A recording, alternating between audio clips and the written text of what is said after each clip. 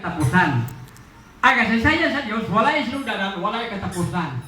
Tingnan niyo kung saan sa paagi ay mo nabaluan, gano'n ay kasaysayan sa Biblia sa Kapitiko sa Limutan. Kaya dahil hindi sisundanan, sisundanan ko sa Diyos ang kahit ang yuta, sisundanan, dibuhat, sa katapusan. Huwag po tayo, kung saan ba lang, isimutan. Magkaisunan, ang katapusan, na kalimutan magkaisunan, pagkahuman sa millennium, pagkahuman, babulian si Satanas, o na dahil, makipisog na po sa Satanas, kaya magkigubat naman po sa lamaplaan.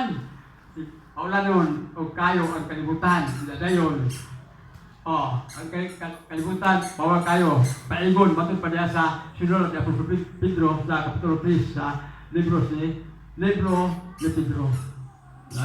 Kapitulo 3, hindi ko papapari pa sa kapitulo. Ang kalimutan ay katapusan ang Diyos ng Tuhan. Di tayong tao, o inyong pransihon, kasi naalala na sa Kaginoong Jesucristo, kay ang edad sa ito, kalimutan ka ron, bawa ka na, year na ito ko ron, bawa ka na sa'yo, 2025. Sa 2025, di Kaginoong Jesucristo na, isis na. O niya, apostolis, isis na. O niya, kabulo sila mga tao at panahon na. Pila na may edad sa tao. Di ba kasagaran karon o kanya ito, posible tingali, walang sobra kantos, pero wala magaya ang sulod sa Biblia. Panahon ni Abraham naman dili ko, 120. Pagka nasulod ng Biblia sa mga Salmos, isinta naman. Ako, ay Solomon, pagbuwang siya, ako naghapit ako mag-isintay doon, karong Disiple 4. Yung Solomon, tingali mo, posible mag-84 o 85. Ipapalay ko na huna, sa bata pa may, nagkagulo pa ko, unsay ako gentang, yatong bata pa ko, nga diin, tungkol sa kapobre, o kanang inusinti pa ito panahon na.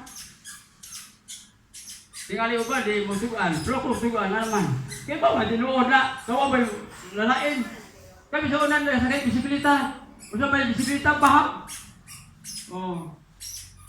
Himuan mo yung kanana nga sulpan sa muyaan. Yung Solomon po, kurang kami ito ba na ito? Pag-ilong ko sa sulpan, kaya gumigat ako kay...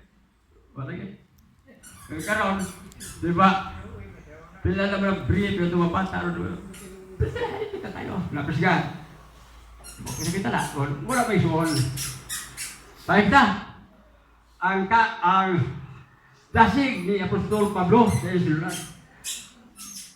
Kung si Pablo nagasulti ni Ine, o iya po ninyo buhat, sa pagtuong na sa iyang pagsulti o sa iyang pagbuhat, mao ka na o bawag ka na ang may tabo o bawag ka na ang mao sa patanan.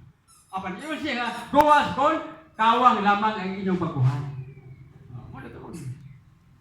Kini kita karon, kung si Diyos na ta karon, o ato na ni matayan,